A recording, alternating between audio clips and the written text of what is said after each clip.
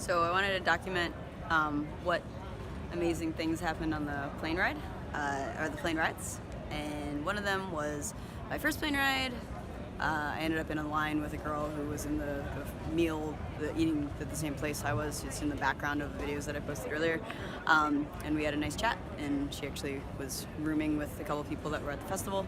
And then I got to use my lovely seatmate as a pillow on the first of it because he said it was okay. We had a nice connection there. So I'm asking if it's okay with people to fulfill my needs for touch, and it's going really well. And on the one I just had, I bonded with a man named Mike a little bit in the beginning, and then I did a reading on him as we were landing, and ended up there was a spirit energy around him, and I just said, okay, Charles is the name that pops through. And Charles was the guy that had helped him yesterday. I talked him off of a ledge in a high pressure work situation. And Charles was still with him, and I totally keyed into a couple of things and led him through some breathing things to release what he was. He was really doing really well, but just had a little hint. I had a tightening in my chest of the way it feels when there's a suppressed emotion where it's just a little bit. It just needs a little bit of freedom to be brought up and to be set free. And so I asked him to tune in to what physical sensations he was having and to really appreciate anything that popped into his head as something that was meant for him at that moment. I did a little forehead touch and manipulation and all this kind of stuff, and then had a little advice for him. And on the way out, I said, well, you're also supposed to move more, and particularly your right leg and hip. And he was like, that's exactly right. But the biggest advice I have for him, which would be applicable to anybody probably, is that when you have trust and you have faith in that what feels best for you is actually best for the people around you, you start dropping those identities and those labels. And if you're, for example, let's take the guy who's, the jokester at work, or, always revving the guys up and keeping everybody interested and active. If you don't feel that way one day, you should do whatever actually feels right. And I 100% know that for this man, and probably for you, but I didn't tune into you specifically, so I can't say, that this man is going to be met 150%, 300% if he just adds that little bit of extra awareness of being able to tune into his body and check in with what is actually right for him. And it's just going to be a beautiful thing. He's going to be so much more supported.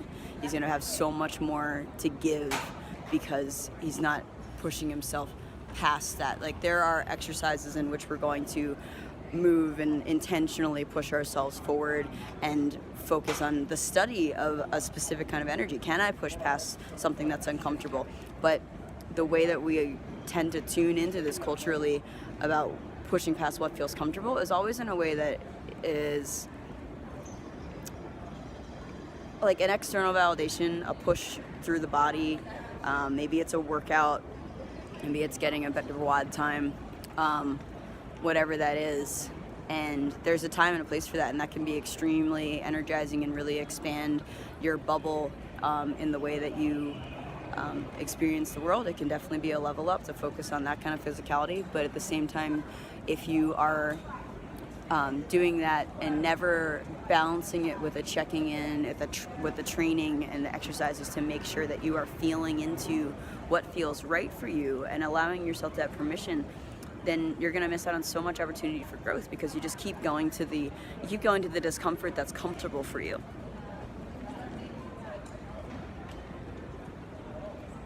And what is going to help you grow is the discomfort that you don't want to deal with, that you want to run away from.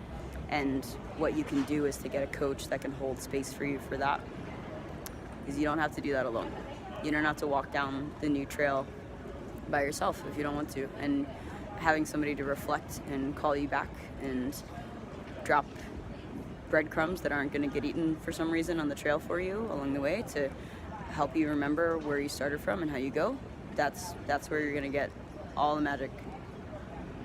I feel like I'm channeling Jason right now, the guy who was amazing and one of the most beautiful, authentic people I've ever met in my life. If you haven't watched that IGTV video yet, do it. Read the exercise. Do it with your friends.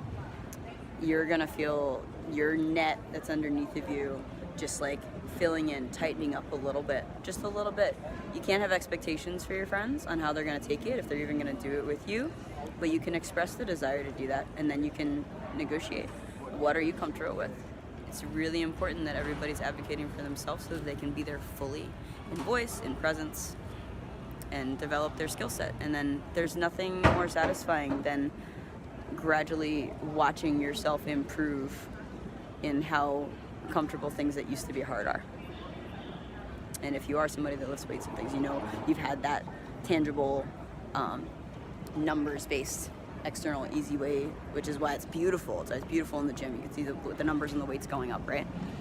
But then we're paying attention to see what cheesy line I can bring here to the weights on your pack. Are those getting lighter? Are those getting lighter? Anyway, shoot, I love you guys. I just wanted to document that thing about the Charles thing, because that's kind of new, the spirit stuff for me, and in as much trust as I'm feeling right now.